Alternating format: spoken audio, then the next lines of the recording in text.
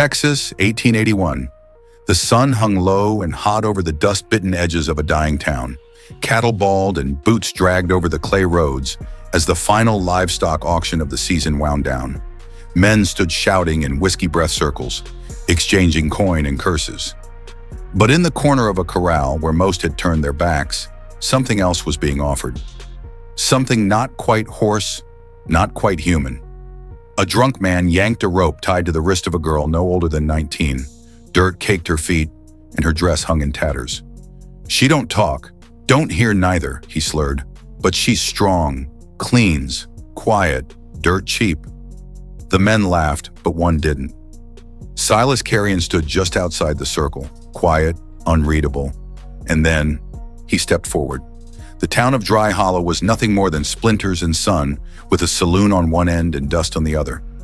Silas rarely came to town unless it was for tools, salt, or horses. He was 35, a man made of worn leather and silence, shaped by loss and a ranch that stretched farther than his past could reach. The girl was silent, standing barefoot in the dirt, rope on wrist, hair hanging like smoke over her cheekbones. She didn't flinch when her father barked at her. She didn't even blink. Her gaze slid over the ground until it landed on Silas, and stayed. It wasn't fear or begging in her eyes. It was something harder to define. Stillness, recognition. As if she saw something familiar in the quiet around him. The drunk waved his bottle, hiccuping. "You buying the mare? She comes with." Silas looked at the horse, ribs poking through hide, and then back at the girl. Something in him shifted. He hadn't planned on anything more than a saddle mule that morning. But this was different. Without a word, he handed over coin. Laughter rang out behind him. "You starting a harem, Silas?" one man barked. He didn't reply, just took the rope and tossed it aside. The girl followed silently, steps steady, nothing in her hands but a thin shawl and a kind of quiet that refused to break. He loaded the horse. She climbed into the wagon, and as the sun bled westward, they left the jeers and the town behind. The road home was lined with mesquite and silence. The girl didn't speak, but she didn't cower either. She moved like someone used to being invisible. When they arrived at the ranch, just a slanted roof house and a few sheds framed by open fields, he helped her down. She nodded once and took in the land like a scout. Inside, she lit the fire without instruction. When he pointed to the kettle, she filled it. She found the tin cups, the ladle. She moved with quiet certainty, not a wasted gesture. After supper, Silas handed her a piece of chalk and pointed to the doorframe. "Name," he said. She hesitated, then stepped forward and wrote, "Emmeline." The name was soft, slanted, careful. He whispered it aloud, testing its shape. She didn't smile, but she stayed. 2 days later, the wind shifted. The sky above the barn bent low and strange. Silas was tending to a sick calf when Emmeline burst in, breath fast, face unreadable. She tugged his sleeve, pointed to the sky. He paused. "What is it?" Then it came, a crack so loud it split the ground. Lightning struck the tree just behind the shed, sending flame and splinters into the air. If she hadn't pulled him away. He didn't finish the thought. She stood at the edge of the doorway, chest rising, not startled, steady. Silas stared. She hadn't guessed. She had known. Known before the storm, before the thunder. She'd heard it in a way that wasn't sound, something deeper. And for the first time, he wondered if she truly was deaf or just tuned to something the rest of them missed. After that, Silas paid more attention. Emmeline moved through the ranch like wind over wheat. She never spoke, never signed, but understood everything. When the head cow stood alone in the pasture, Silas chalked it up to win. Emmeline gathered herbs and straw for a birthing stall. By nightfall, the calf came. She'd known again. And when a fevered ranch hand's son lay shaking in a barn, Emmeline knelt beside him without instruction. She pressed herbs to his chest. He woke at dawn, clear-eyed. The mother wept, but the town didn't thank her.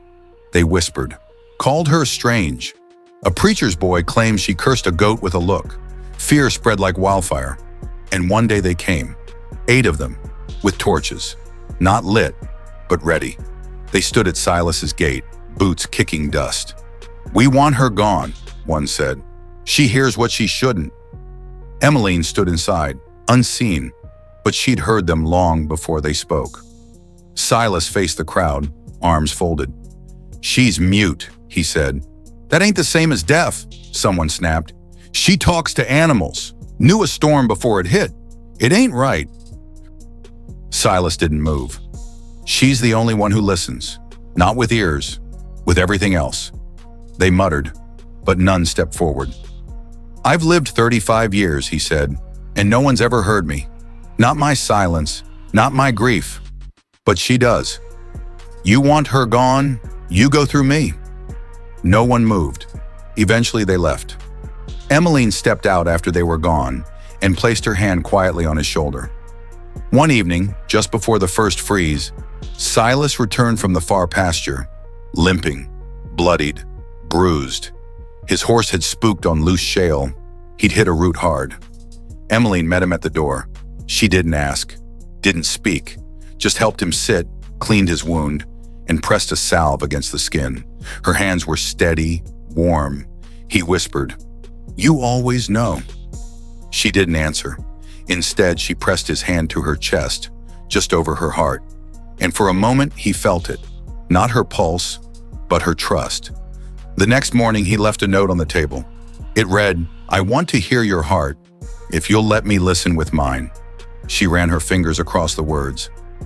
Then she smiled, not politely, fully, and something in him broke open. Time passed.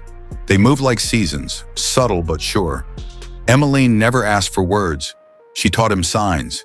He taught her to ride. Together they built a small room off the cabin where they shared meals in a silence that no longer felt empty. She began writing morning messages on a slate by the door. One said, "Today will be kind."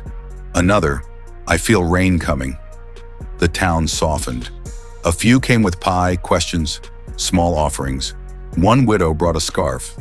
"For the girl," she said, "who listens better than any of us." And when a child went missing during spring thaw, Emmeline dropped to her knees, pressed her hands to the earth, and led them straight to him, unharmed, hidden beneath a cedar branch. After that, no one questioned her again. Now the ranch is quieter still, not with loneliness, but peace. Silas walks a little slower. Emmeline's hair has silvered, but each morning, children come from town to sit in the garden and learn to listen, not just to birds or wind or animals, but to each other, to silence, to stillness, to the way hearts speak when mouths do not. Silas watches them from the porch, a slow smile beneath his beard, and when Emmeline joins him, their hands find each other easily. She still doesn't speak much. She doesn't need to. One afternoon, she turned to him and whispered, barely audible, "I don't need sound, only you." He didn't answer right away, but when he did, it was steady. "I hear you, always have." And together they sat in silence, full as any song.